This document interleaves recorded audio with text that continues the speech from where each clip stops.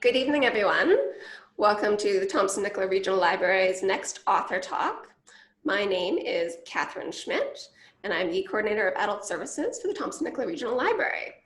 Tonight, in partnership with the Kamloops Society for the Written Arts, we have local author Dennis Staginnus. Hi, everybody. Hi, Dennis. Thanks for joining us. So just so everybody is aware, we are live on Zoom, and we are streaming this to the Thompson-Nicola Regional Library's Facebook page. However, we do have about a 20-second delay at times, so if you ask a question and it takes us a few seconds to get to it, don't worry, we did hear you. So some other things you should be aware of. We do have participants both watching live on Facebook and in Zoom.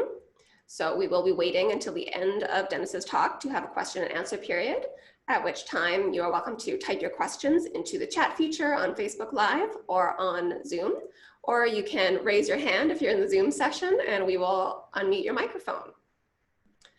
If you can't stay throughout this whole event, that is totally fine. Feel free to check out anytime.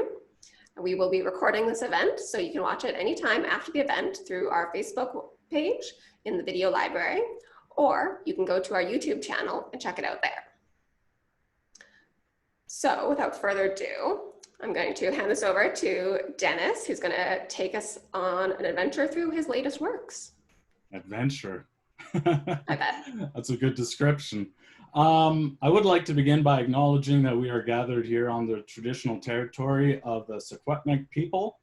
Also, I'd like to thank the Thompson-Nicola Regional Library and the Kamloops Society for the Written Arts for hosting this event. And I'd like to thank you for showing up as well. This is awesome. In the next hour, I'll be telling you a little bit about myself, my ongoing projects. I do have 2 readings scheduled. If we get to one or both, who knows? We'll see how the talk goes. I'm going to talk briefly about creating compelling characters, and then end with hopefully an ample amount of questions. Talking about questions, if you do have a question throughout the presentation, throughout the next hour, please don't hesitate to ask them, either writing them down in chat or raising your hand. I don't want the next hour to be rigid, like this is what the agenda is going to be. Go ahead, let's have a great discussion, and let's make sure that we get to all of your questions. So I do want to start off by talking a little bit about myself. Let me just share my screen. Here we go. There we go. So today's author talk has been brought to you by TNRD, KSWA, the number 3, and the letter M. So who am I? I'm Dennis. I've lived in Kamloops for about 20 years. I've been a teacher librarian for 22 of those years. I love to ski. I love to paddle. I love to read. I love to write, and I love to draw. So all those things put together keep me pretty busy, especially in the winter months. As you can see on your screen, I've written 3 books, but Dennis, I see 4. The 4th one, the yellow one at the end, is one of my current projects. I'll be talking more about that later on, and I'll actually be doing a reading from that book. I started thinking about becoming a writer back in 1993, and it's tied in with, of all people, Steven Spielberg. How's a writer thinking about Steven Spielberg? Well, being a child of the 80s, you know, Spielberg had created a lot of fantastic movies that enthralled us when we were younger. And then in 93, he came out with Jurassic Park. I liked it, loved it so much I bought the book, and that's what got me into Michael Crichton.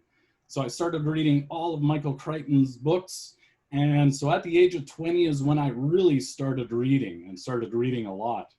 And I started thinking about maybe I can become a writer, and naively thinking that the life of a writer, right, you write books, well, not just books, bestseller books, and then you sit back, wait for the money to come in. and isn't life grand? And then once laptops came into being, then the dream was, well, I can work anywhere. I can work on the beach and write my book and my bestseller book and make money that way. Too bad it's not quite, that's not quite the way it happens. I didn't seriously think about actually writing until 2008, and it ties in with Steven Spielberg again. 2008 is when Indiana Jones and the Kingdom of the Crystal Skull came out. And I don't know about you, but I thought it was a terrible movie. And for me, it kind of ruined the franchise. Oh good, no one's left yet. For me, it kind of ruined the franchise. I left the movie theater thinking, man, I wish I was in control of the story because I could have made it so much better. So that's when I started thinking, now's the time maybe that I start writing. And so I did. I started writing quite a few manuscripts and not finishing them. I think we've all been in the same boat before. And it wasn't until 2015, or sorry, in between that time, 2008 to 2015, I practiced my writing.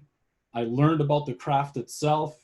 I went to conferences, writers' conferences, just to learn a little bit more about the craft and also the business side of things.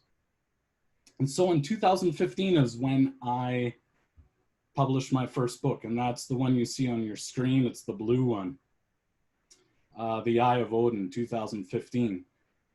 I did publish a couple of short stories in 2014, and they were small novellas, short stories based on this series of books, The Raiders of Folklore. And I used those short stories in order to find my editor. So instead of sending a 60,000 word manuscript out to editors, that costs quite a bit of money, I figured I'd send out a 10,000 word manuscript to one or two different editors, see how I worked with them, see how the entire process went, the developmental stage of editing, the line editing, and the proofreading, and see which company or which person I could work with the best. And in the end, I went with a company called Red Adept Editing, and they're based down in the United States.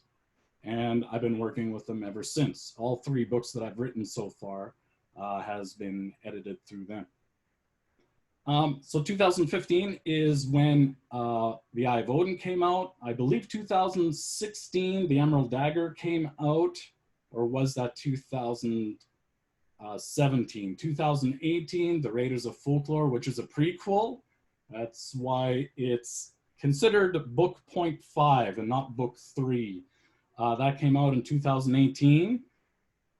Now it's 2020, and I haven't had a book come out since. The Prisoners of Sparta will be coming out very soon. I'm in the last stages of editing this book, so I'm hoping that by Christmas, if not April, that the book will be at Chapters and be able to be purchased online. So that's who I am, and that's my road to publishing. Now, my ongoing projects, as you can see, there's a few of them.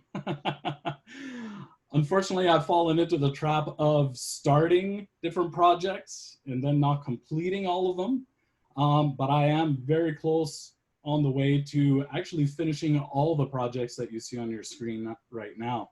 So these two right here, Prey and Double Cross, you might, if you've read my books, especially the purple one, The Adventures, The Raiders of Folklore Adventures, these are two of the novellas that are in that book, and I decided to create them separately because I've actually, I decided to market them separately and create separate ebooks because I've now discontinued the purple book at Chapters. Chapters will be able to still get them, but I wanted to take that purple book, break it down into its 4 short stories, and they're only going to be available in ebook. from now on. I can talk about that later on as to why I made that decision. So these are the two of the prequel stories. And I'm revamping them a little bit. I can't help but go through the stories and do some editing as I read through them again. And here's the Prisoners of Sparta, which is book 3.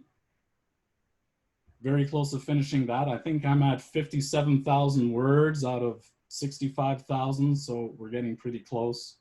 Oh no, where did Dopey go? On the ski hill. That is my first foray, my first attempt at writing and illustrating a picture book. And if you want to, I can show you some pictures that I've already got done from that. That one's actually quite close to being done too. I only have maybe 10 pages left.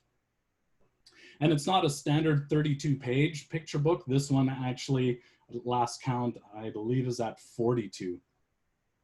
And over here, we've got Cold Blood and Thin Ice. These are 2 novellas, adult mystery novellas that I started writing just last year. You might have been at the library when I did my first reading of Cold Blood.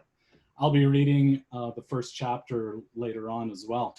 So an ex-detective, Matt Brixton, he's living up at Sun Peaks now, and he solves mysteries and crimes that happen up at Sun Peaks. So you do notice in these last 3 selections here that there is a bit of a theme going on. Ski hill, you see some skis right here, Thin Ice, yeah. Even during the summer when I'm not skiing, I do still think about skiing. So those are some of the projects that I'm working on now, and cross my fingers in the next 10 months, all of them should be done, So what I'd like to do now is I'm just going to get out of stop sharing, see if we have any questions yet. We don't in Zoom. So I think what I'll do is I'm going to read a chapter from the Prisoners of Folklore. Full disclosure, I was still editing as I was practicing reading this for all of you tonight. I have never read a chapter from the manuscript before. My wife hasn't even read one chapter from this book before, so a bit of a premiere happening here. Here we go. So I'm starting with chapter 10, not chapter 1, chapter 10. And I have 4 points of view in this book. And this is one of the points of view. It's from Brenna Bjorndottir. And if you've read my books, you know that she was more of a major character in book 2, The Emerald Dagger. And has quite a part in this book as well. Here we go, chapter 10, Brenna Wakes. The setting sunlight settled on Brenna Bjorndottir like a gentle embrace, coaxing her awake. She felt moisture in the air, the softness of a light breeze, and a faint chatter coming from somewhere above her. I'll get up in a minute, she muttered. Father probably had chores for her to do. Gather firewood, fill the wash basins, run errands in Midgard's market. Brenna had once made the mistake of saying these were menial jobs only fit for servants. Her father hadn't gotten angry or raised his voice, but he had her do every household chore for the rest of the month. No one is better than anyone else, he had said. Lesson learned. Brenna went to pull her bed covers over her head only to discover she didn't have any. She opened her eyes. Her head spun and she had a hard time concentrating on any one thing. Everything was a bright blur with undefined colored shapes, like one of those Outlander impressionist paintings.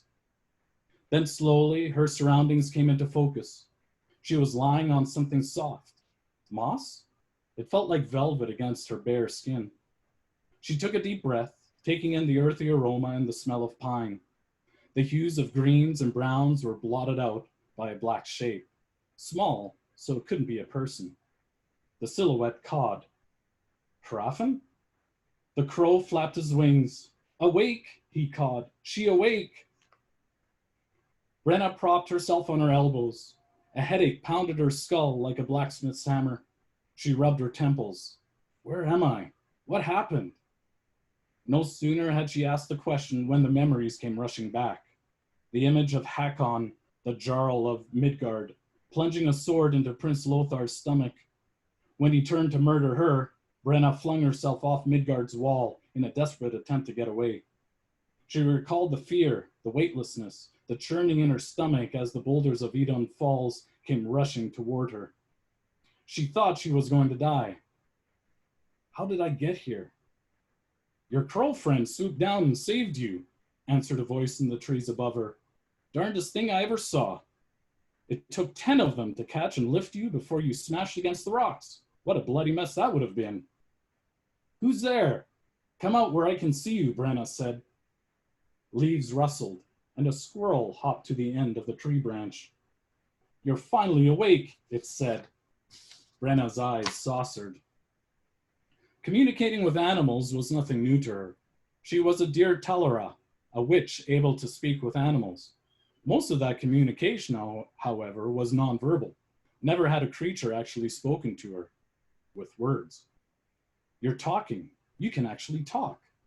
Of course I can talk, the squirrel replied. I'm Ratatosk. Brenna's eyebrows shot up. The messenger of Yggdrasil? According to Norse myth, Ratatosk ran up and down the world tree, carrying messages between the great eagle Vindu at the top of the tree and the dragon Nidhogg at its roots. The squirrel crossed his little arms and huffed. I'm more than a simple messenger, and for your information, I go to more places than just Yggdrasil, he said.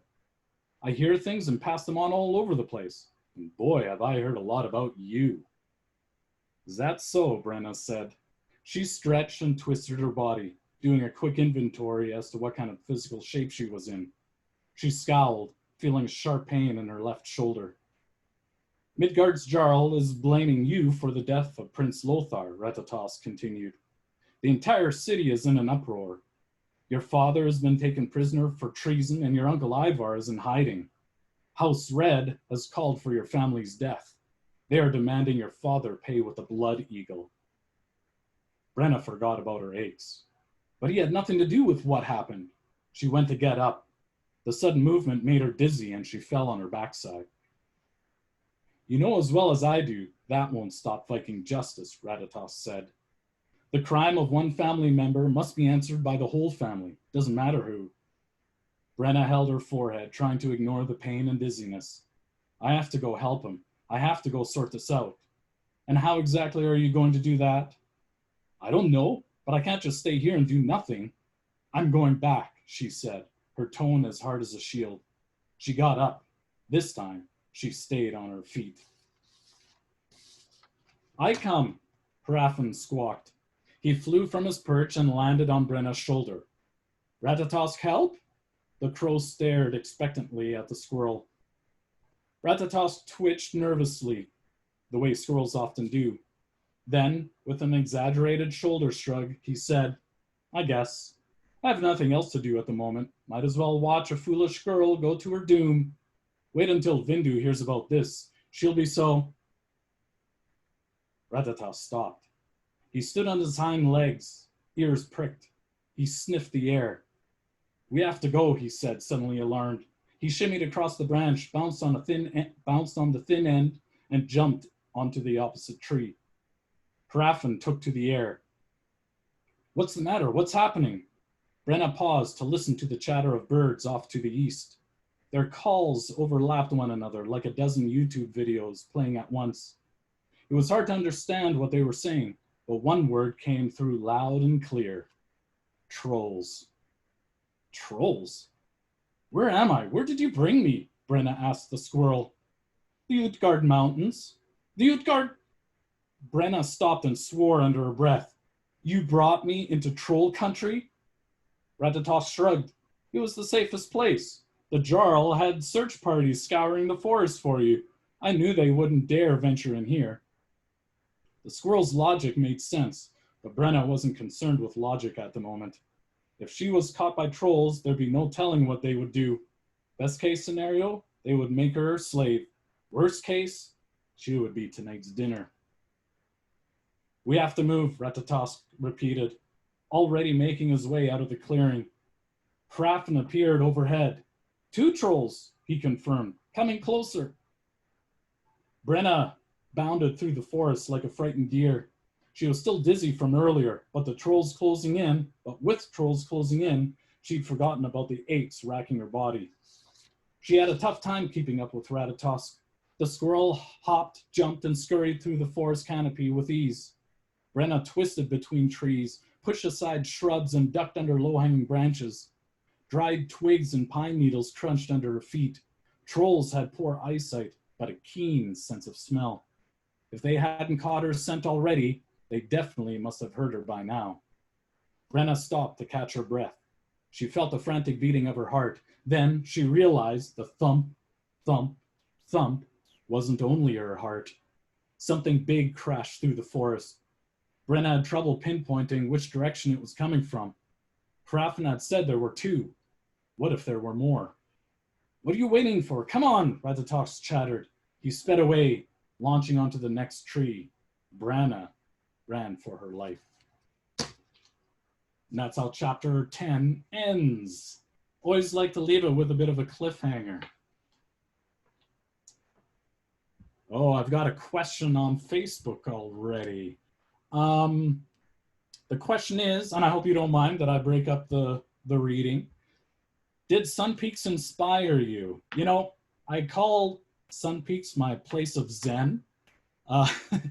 You know, once you're on the mountain and you're in nature, snow with the snow, and then you're skiing, getting that physical activity in, there's nothing like it. So yeah, I did. Skiing inspires me, but particularly Sun Peaks too, because it is an awesome ski hill. Great place to go. Whenever I go up there, it feels like a mini vacation. So yeah, it does inspire me. And some of the locations in Cold Blood, or actually all of the locations in Cold Blood are actually up at Sun Peaks. I do mention Bottoms. I do mention some of the runs and so on. This is a fantastic segue. Why don't I go from there and read chapter 1? Do we have time? What? Oh yeah, sorry, I thought we started at 6. I'm just gonna read chapter 1 of Cold Blood. So this is the adult mystery. And my main character is Matt Brixton, who is a retired police officer, but he didn't retire because of age. He retired because of other reasons. Dun, dun, dun. So here we go, chapter 1 from Cold Blood. The blood trail dribbled across the snow like a crimson SOS. Matt Brixton would have skied right by if he hadn't stopped to snap photos of the surrounding peaks. He had been there several times in the past few days, capturing the setting sun casting pink hues off the white-capped summits. The only color Matt could focus on now was red. Ski tracks followed the speckled blood over a steep embankment filled with snow-laden trees. Had someone gotten hurt? Matt put his phone away and squinted into the wooded area below. Someone was lying face down inside a shallow tree well. One ski was twisted at an unnatural angle. No one would be lying like that if they were conscious or alive. Hey, you okay down there? No response. Matt clicked out of his skis and dug the tail ends into the snow. He crossed the tips to create a large X, the universal sign on ski hills to proceed with caution. Then, using his poles for balance, he climbed down. His legs sank knee-deep in powder. Blood spatter stained the top layer like a drizzled snow cone. Matt chose a wider arc to approach the body. He didn't want to contaminate the scene, whatever scene this was. As he got closer, Matt saw the man wore a blue North Face jacket with matching snow pants. A gray helmet partly obscured his face. His ski gear, Rossignol all-speed boots, and Lacroix LXR skis were easily worth $3,000. Matt knelt down, took off his glove, and blindly felt for the carotid artery. No pulse. When he pulled away, his hand was smeared with blood. Matt leaned in. A deep gash stretched across the man's throat. This was no accident. Matt took out a travel pack of tissues and wiped the blood from his fingers. Reaching into the victim's pockets next, he found a wallet with 3 crisp $100 bills inside. The driver's license identified him as Trevor Klein, 57 years old, from Kamloops, a city 45 minutes to the southwest. Matt pulled out his cell phone and dialed. 911, what is your emergency? A female dispatcher answered. This is... Matt stopped. He was about to say Detective Brixton, force of habit. My name is Matt Brixton. I'm at the top of Sun Peaks. I've discovered a 1032 identified as Trevor Klein from Kamloops. The dispatcher paused a moment, confused why a civilian would use the Radio 10 code for dead body found. Where are you exactly, she asked. The top of Sun Peaks, the Crystal Chair. I'm not sure which run, the 5 or 7 mile, I think. Matt had given his trail map to his daughter, Jill. She had cut their ski day short, heading back to their hotel room early to, as she put it, sort things out. Matt gave her the space. They had come to Sun Peaks to figure out what their lives were going to be like after the accident. It had been a rough few months, but it seemed they were slowly coming out of it. Sir? Matt didn't hear the dispatcher's last question. Sorry, what was that? Can you give me your name again? Matt Brixton. And your phone number, in case I need to call you back? She meant in case he was a suspect. He gave it to her. The police are on their way. Please stay at the scene until they arrive. Until they arrive, Matt thought as he ended the call. The sun was already dipping toward the horizon, nearly lost behind the distant peaks. It would take the RCMP at least an hour to get there, and at the rate the temperature was dropping, he would... Hello? A figure stood where Matt had left his skis. He wore a red jacket with white crosses stitched on the chest and upper sleeve. Ski patrol. Is he okay? The patroller asked. He lifted his goggles and stared at the body at Matt's feet. No, he's dead. The patroller's eyes saucered. Matt regretted being so blunt. Not everyone has seen a dead man before. What's your name? He asked. Tim Ford? Tim, I'm Matt. I used to be a cop. I need you to go down and contact ski operations and tell them what happened. Tell them the police are on their way and that they should expect a phone call. Can you do that? I can radio them from here, Tim said, pulling out a walkie-talkie. No, we don't know who else might be listening. You need to go down and tell them in person. Tim slid the radio back into his jacket. What are you going to do? He asked. Matt peered through the trees. Dark clouds were working their way in from the northwest. If he didn't do something soon, all trace evidence could either be blown away or covered by snow before the RCMP arrived. I'll stay here and contain the scene, he said. Tim nodded. He took one more nervous glance at the body before skiing away. Matt listened to the rhythmic swoosh of his turns until they slowly faded into the background. Then he got to work. Using his cell phone, he took close-up photos of Trevor Klein's face and the slash across his throat. It was difficult to get a good angle, but moving the body before forensics arrived was out of the question. He snapped pics of the blood spatter and the tracks down the embankment where Klein either tried to escape or was pushed. Matt climbed back to the ski run next, careful to step in the same footprints he'd used to hike down. He took more photos of the initial blood drops. These were not consistent with blood spatter from a cut artery, more like blood dripping from a knife, he noted. Had the killer stood there, watching Trevor Klein bleed out? Boot prints surrounded the blood drops. They belonged to a snowboarder, easily distinguishable from prints left by ski boots with their narrower tread. Matt sent Jill a text message when he was finished, telling her he would be late. He didn't go into detail why. They had grown close over the last few days, enjoying the champagne powder and bluebird skies, Matt's idea of heaven. That's about to change. He gazed at the ski and snowboard tracks crisscrossing the snow ahead. One of them belonged to Trevor Klein's killer. Heaven had turned to hell for that man, and Matt needed to find out why. And that is the end of chapter 1. So I'm just going to go back to sharing my screen, and my screen disappeared. There it is. So that was Cold Blood. I forgot to mention before that the Prisoners of Sparta, it's considered a middle grade fantasy where ancient civilizations continue to exist, hidden in folklores throughout the world. The yellow one, The Prisoners of Sparta, is book 3 in the series. We don't really count the purple one, the, the prequel, as part of the numbered books. And book 3 continues exactly where book 2, the Emerald Dagger, left off. And I just read this to you, Cold Blood. And Cold Blood will be out before Christmas. I'm in the last stages of editing. And here comes my segue into, and I'm editing for a reason, and this is the segue. Because I came across some more information on how to create compelling characters, and it kind of made me relook at how I develop my characters. And it comes from, of all things, a video. I don't know if you noticed behind me, I do have a lot of Star Wars things.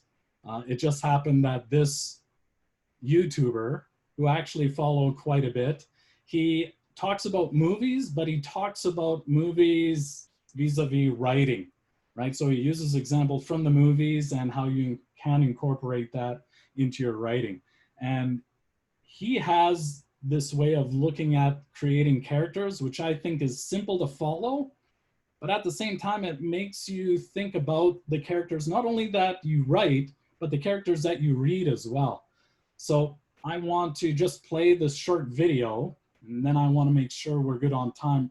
We're not going to spend too much time on creating compelling characters, but if you do have questions during the question period, we can go into that a little bit further. So here we go. Nope. That happens all the time when I'm in front of my class. Let's try that again.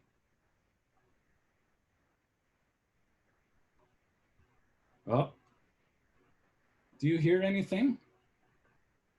Let me go straight to YouTube then.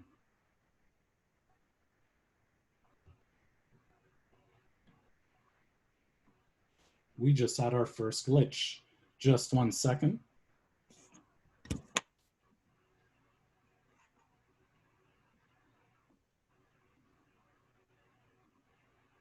So what happened was I had my HDMI screen on as well, and I think because of the HDMI, it took over the sound. Let's see. Right, that they have. Aha, I was right. Okay, so here we go. What makes a great character? This is a very open-ended question for which there is no one answer. When I was a kid, I asked my English teacher this very question, and she replied that they have to be likable. As I've written more and more, it has only become increasingly obvious to me that this is not the case. At least not entirely. Bilbo Baggins is a very likable character, and that is a big part of what makes him an interesting one. But a character like Darth Vader is an iconic one. However, there is very little about him that is likable.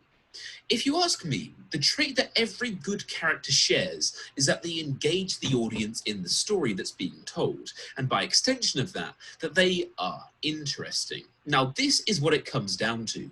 The question you should be asking is not how to create a good character. It should be, how can I make this character interesting? In this video, I want to teach you a method I use to create interesting characters that I believe you might find some use in. For me, when it comes to creating a strong character, there are 3 qualities that must be addressed: likability, competency, and activity. So, likability. How much will the audience like this character? Competency. How good are they at what they do? And finally, activity. How much do they persevere? Do they affect the plot, or does the plot affect them? Now, if you were to pluck any character from fiction and analyze these 3 factors, you should find they line up somewhere on this graph. Bilbo Baggins, he is not particularly competent, he is not hugely active, but he is very likable. Batman, He is very competent, he is very active, but not a particularly likable character. Something I found is that Sherlock Holmes and Batman are actually very similar characters in this respect. They are both not particularly likable, but they are both so brilliant at what they do and they persevere so much, we can't help but be engaged by their stories. Now, what happens if we fill up all of these factors, create someone who is extremely likable, very competent, and perseveres? What do we get? Well, we get a Superman. Bear in mind, this is based on my own interpretation of what likability means. I know this may sound a bit silly, but for me, I gauge likability on whether or not I think I would enjoy having a conversation with that character in real life. I could imagine me and Superman having a nice, pleasant conversation. If I met Bilbo Baggins at the pub, we'd have a nice conversation about the different kinds of cheese. But if I met Batman, I just couldn't imagine having a pleasant conversation with the guy, or Darth Vader for that matter. So, if you want to use this technique for creating characters, there are two rules you need to understand. The first rule, your character must be good in at least one of these fields. And number two, they cannot be good at all three. The reason why is when you do that, you create a flawless Superman-esque character where they have no fundamental character flaws. Simply, the worse they rank in these factors, the more numerous and fundamental their flaws. But if you have too many flaws, they may cease to be an interesting character. Sorry for the shortness of this video, but when it comes to these video essays, I don't like to make them any longer than they need to be. I wanted to get this video out of the way. I'm just going to stop right there because he makes a plug for his YouTube channel. So I started looking at creating compelling characters again, looking at those three things, likability, competency, and activity. And it made me realize I need to focus a little bit more when I am creating my characters to make sure that they are not supermen or superwomen. And so when I took a look at Cold Blood in particular, and I looked at Matt Brixton, I made him likable, I made him competent, and he's very active. So I'm thinking, oh, wow. Did I make him into a type of Superman, which is something that I definitely don't want to write. It doesn't make for an interesting character, in my opinion. So I went back into the story again, and I'm going through his character, and I'm actually trying to find, he does have flaws, but I'm trying to make some glaring flaws for him that will either take away some of his likability in certain instances, or take away his competency or activity. So that's what I'm currently going through right now. And it made me take a look at the other characters, especially in my Raiders of Folklore series as well, where Sarah Finn is likable, she's competent, and she's active. Her competency, however, when it comes to her magical powers is up and down. She's not as competent as some of the other witches that are out there. And the other main character, Grail Rowan, I made sure that his likability factor was a little bit low. He's rough around the edges, and would I want to talk to him in the pub or at any time? I don't know. If I would talk to him, it wouldn't last for too long. So just taking a look at that video made me think about approaching my characters in a new way. Again, the rule that the closer look, that's the YouTuber. He said your character must be good in at least one of these fields. They cannot be good at all three. So when you take a look at your characters, when you're writing, if you're writing, keep those things in mind. I think it's going to help you develop creating more interesting characters. And that's what the goal is. They don't all have to be liked, but they do have to be interesting in order to keep the reader reading. And just if you're interested, I do have a link to my website right here. And the page is the workshops and presentations. The website's name is DennisStaginnus.com. And what I have here too is I've got freebies of templates that I use in order to outline my scenes, or in this case, also to develop my characters. So you can click on these and the presentations that I've done in the past, and you have full access to them to print them out and use them in order to develop your character. All right. So that's all that I really wanted to, at the moment, talk about creating compelling characters. I found the video quite compelling, and I thought I'd share it with you. And now we still have time for questions. Awesome. I don't know, Catherine, if we go over a little bit, is that okay? I don't know if there's a time limit. Here is a question from JP. How is it to go from writing adventure fantasy to mystery? A relief to not have to imagine a new world? Do you feel compelled to change your writing style? I do. Let's talk about writing style first. I wrote the Raiders of Folklore in third person, and I started writing Cold Blood in first person.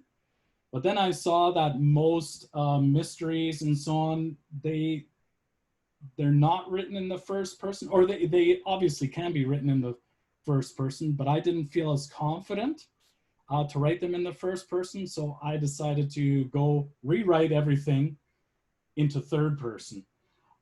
Writing fantasy and mystery, yes, it's different. Even the structure of the plot and so on, and structure having red herrings and so on in there is something to take into account. But even in fantasy books, you have elements of mystery that you can put little Easter eggs here and there, which creates mystery in the story itself. J.K. Rowling does a great job of doing that in the Harry Potter series. I just felt as though I needed to get away from writing the Raiders of Folklore. Years ago, when the second book came out, and I knew that it would take about 5 books in order to finish that series, I thought, oh my goodness, what have I gotten myself into? I have to write 5 to 6 books in the series now in order to finish the entire story as I have laid out. And yes, the entire series has been plotted out. I've even written the last 100 pages that from book 5, or is that book 6? Anyway, so yeah, I needed to write something else. I even have, and this frustrates my wife to no end, I've even written 45,000 words in a light science fiction book as well. A bit of an homage to Michael Crichton. And I'm thinking as soon as the Prisoners of Folklore is finished, I'm going to get to finishing the sci-fi book too, because it's close to being done. I think I hope I answered your question, JP. A few seconds and leaves no sound on your computer. Oh no! I hope I'm not cutting in and out too much. And I just got the go ahead that if you want to stay until 7:45, if you still have questions to that point, we do have the extra time. And just a reminder, if you have joined us via Zoom, please feel free to type your questions into the chat or click the raise hand button, and we will unmute you so you can ask audibly. Can you talk about the choice to publish as ebook versus print? All right, Mike. So as I mentioned with the Raiders of Folklore Adventures, the purple book, the one that is made up of 4 novellas, I decided to discontinue it. I didn't discontinue it as a physical book that you can still buy. What I did was on Ingram Spark, which is the main distributor of books for bookstores like Chapters, I just said on there's a section where you can choose if your books aren't sold and then the bookstore gets rid of them. You can either have the books sent to you or you can have them destroyed. Heads up, everybody. Do not choose to have the books sent to you. You might be thinking, but that's a whole bunch of books that I can use and then sell at book fairs or what have you. So it costs $2 per book to have them sent to you if you live in the United States. It costs $20 per book to have them sent back to you in Canada. And I asked for over 20 books to be sent back to me. So what have we learned? Read the fine print, read everything, so you're not out quite a few $100s. To get back to your question, Mike, publish as ebook. We know that when you publish as an ebook, there's less of an overhead cost, okay? If you publish to an ebook, in order to have your manuscript turned into a file that ebooks can read, either Mobi, which is Amazon's, what's the Amazon's e-reader called? The Kindle. So Mobi is the type of language that the Kindle understands, and EPUB is the language that all the other ebook readers understand. So you're paying less that way. Then if there's a physical book, you know, and you're buying those books, that's then more money out of your pocket. Then you have to find a place to store those books. So what I wanted to do is, I've also started to, sorry, it's one of my cat's fur that's hanging down there. What I wanted to do is I wanted to start writing some shorter works as well. Shorter works, and they don't translate very well into creating a physical book. So if you have a story, a novella that's 100 pages long, usually you don't necessarily want to create a physical book out of that. So I wanted to give it a shot with, especially the Matt Brixton series. I wanted to just do ebooks, Now it's different when you're doing, if you're writing middle grade, and even YA, young adult, because studies showed that middle grade readers and young adult readers, they still want the physical book. They still want to have the book in their hands. Whereas our generation, a little bit older, our generation is the generation that doesn't mind reading from ebooks. Now that's what the studies show. I know everyone has their own preference. I read from both. But that's what I wanted to try out. I just wanted to do that myself. And Mike, what I did is this month I'll be buying Vellum. And Vellum is the online software where you can turn your manuscripts into EPUB or Mobi. And by doing that, you have an unlimited supply of, or unlimited use of that software in order to convert your manuscripts into ebooks. And that's going to save money in the long run as well.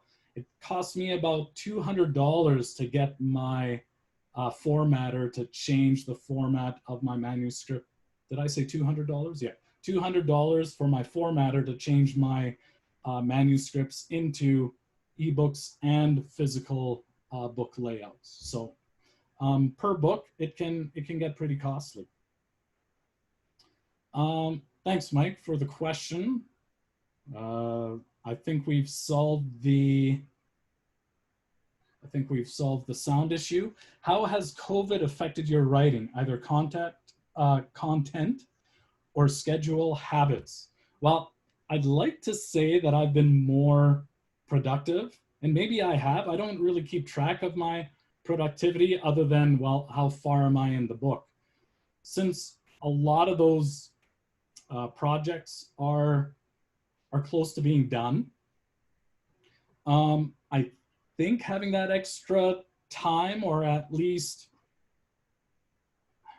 extra time. Is it extra time? Because even during COVID, we teachers, even librarians, were super busy as well.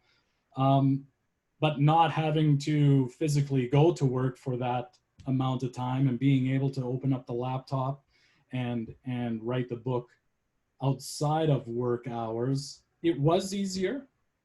So I guess, yeah, I think maybe I have been a little bit more productive. Has COVID itself affected the themes maybe in the story?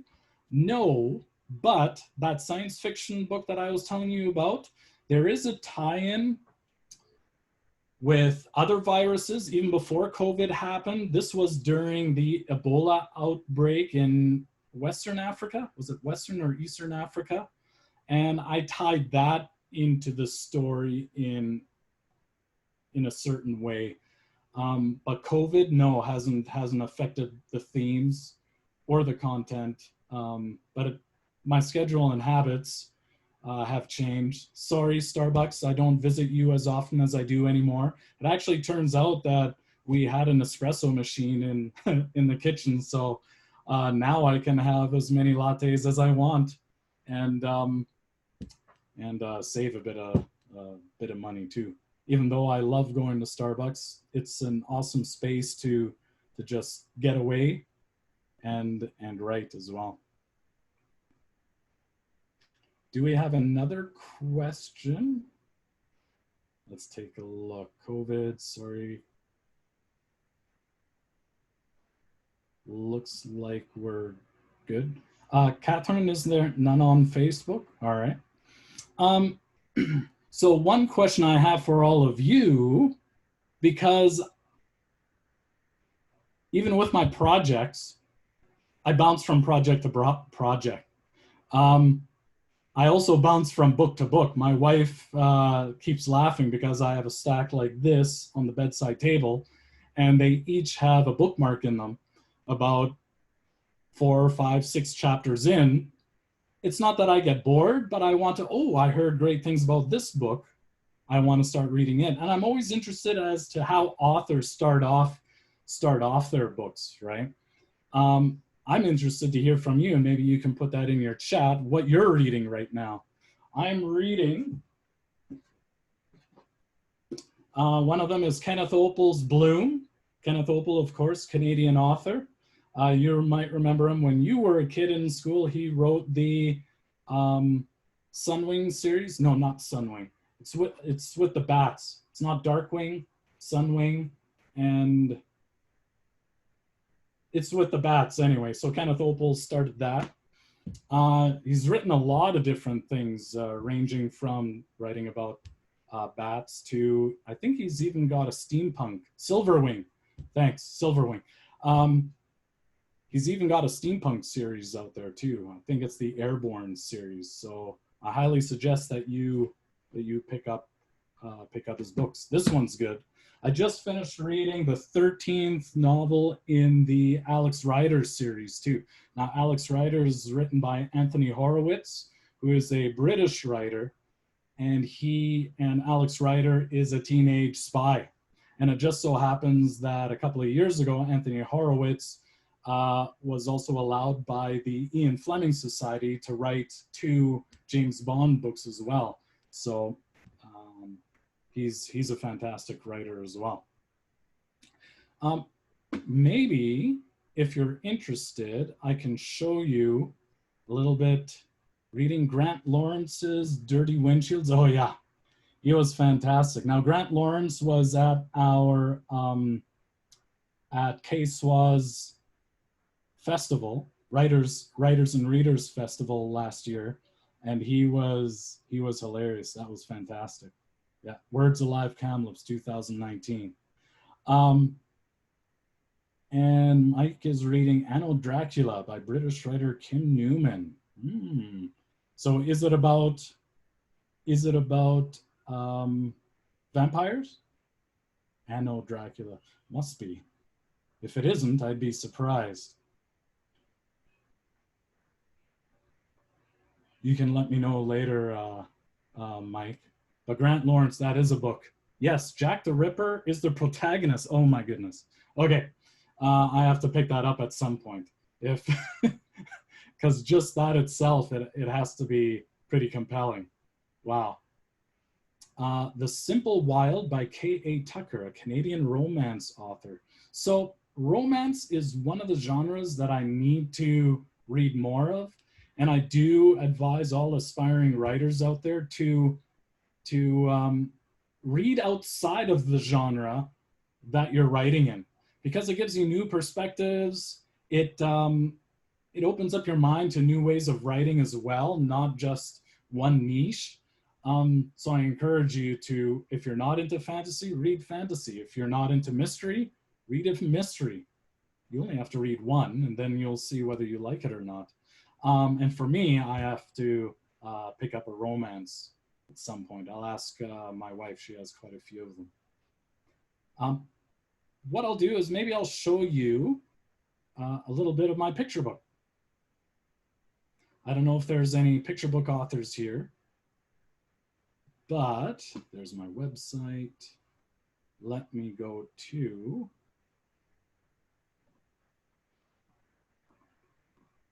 it's called Oh No, Where Did Dopey Go?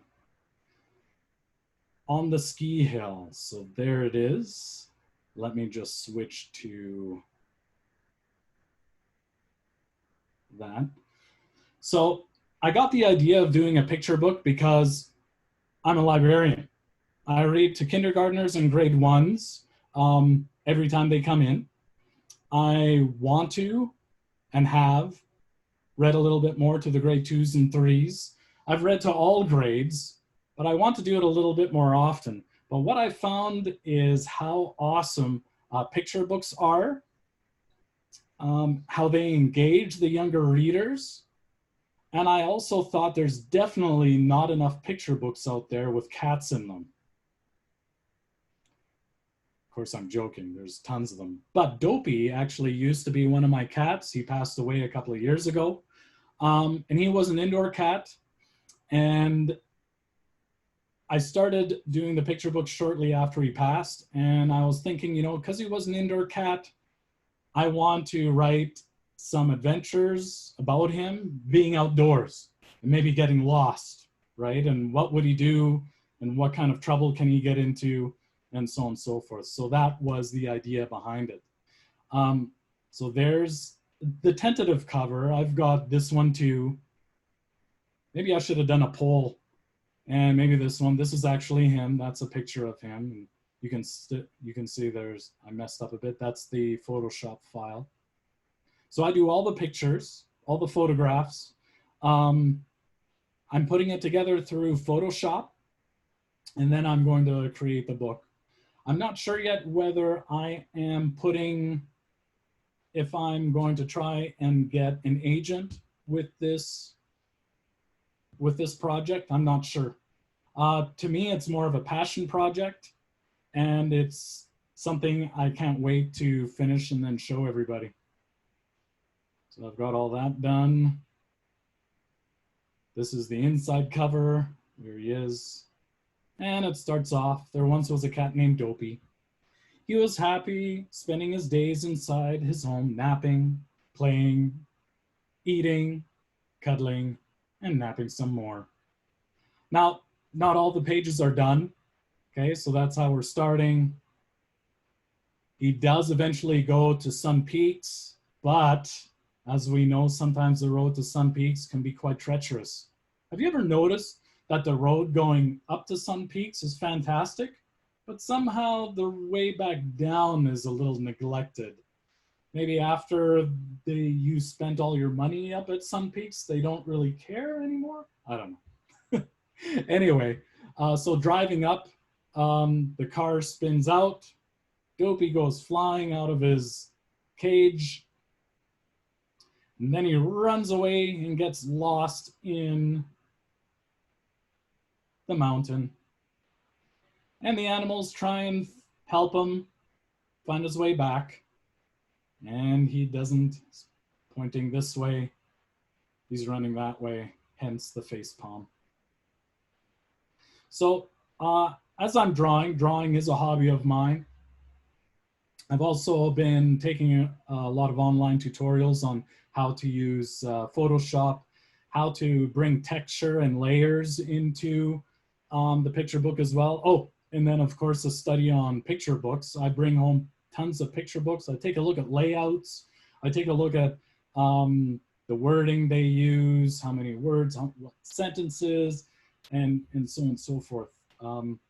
This is one of my favorite pictures right here. Because of all the layers and because of everything that's going on in that picture, lots of neat things going on.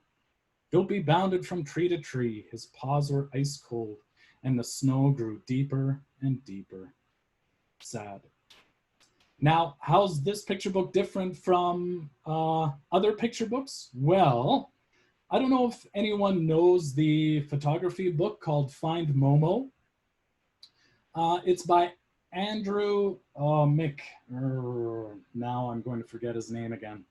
Anyway, he's a Canadian photographer slash author, I guess, since he has got books out now. And what he did is he went around North America, or around Canada first, and he took pictures of his dog Momo, and you had to try and find Momo in the picture. And Momo is a sheepdog, black and white sheepdog. Sheepdog? Anyway, and you had to find them in the pictures, and some of them are so super hard to try and find them. And I just had a blast with that, and the kids love it too. So I thought, how about incorporating a picture book, but also then having photographs where you need to find Dopey. And at the beginning of my story here, I write down, "Dear reader, far be it from me to tell you how to read this story, but I wanted to make the experience a little more unique. So as you read Dopey's adventure on the ski hill, you will need to find him hiding in the photographs throughout the book. Some will be easy, some will be hard. You cannot turn the page until you have found him. Together, we will help bring Dopey home." So I thought it'd be kind of neat to do that. And so there he is in that picture. This one's a bit of an easy one. Yeah. Clicked on it. I don't know if some of you have seen him yet. He's down there. When you have the book in your hands, you'll be able to see him a little bit more. Or you have to find him in the house. No, that's not my house. And so on and so forth. And all the pictures are of sun peaks, yes. So I'm very close to finishing. The end is right here. Okay, that's the last end page. Yes, that's me. I think that's 3-year-old me. I'm not too sure. And this is one of my favorite pictures of Dopey right there. I haven't quite finished this page yet. So that's a little bit about the picture book. Thanks, JP, for staying as long as you could. I appreciate it. Any more questions out there? Writing related? Anything about books in general? Thanks for sharing a reading list with me. I think the stack on my bedside table just got a little bit bigger. Oh, now the Photoshop format is opening. Not good. No questions on Facebook. Well, I think, whoops, let's just get rid of that. I think maybe if there aren't any questions left, I just want to say thanks again, everybody, for joining me tonight. Hopefully you got something out of today's talk. I did a lot of talking. If you do want to get in touch with me, I do have, there is my website where you can get in touch with me. All you have to do is go to About. So that's DennisStaginnus.com. Go to About and you can send me a note there.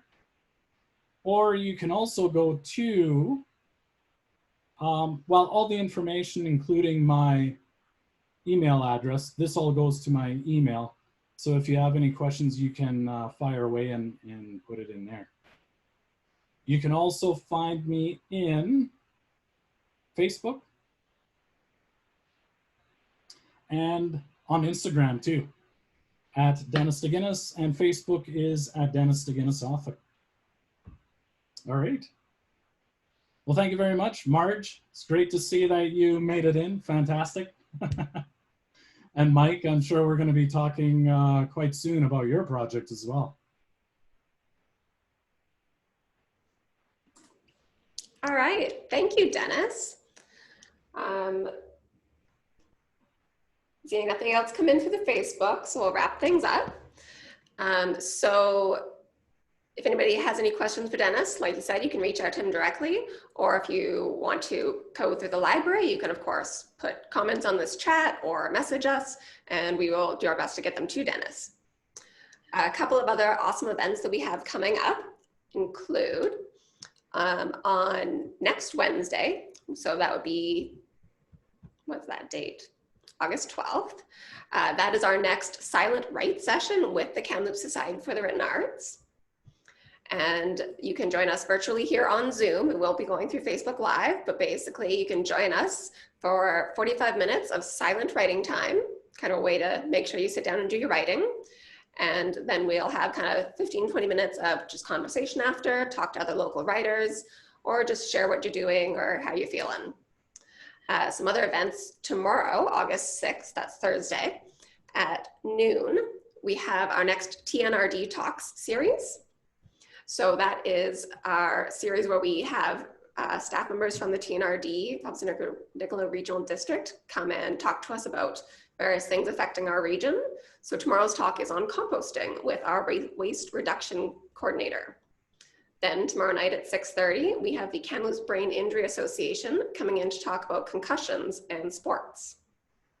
Finally, on August 11th, that's a Tuesday night, you can sign up for Love Your Library Jeopardy! So if you want to test your knowledge of the Thompson-Nicola Regional Library and libraries in general, register for that event. You can do so, and I'm going to share my screen here. You can do so by going to our website, which is, hold on, what's going on?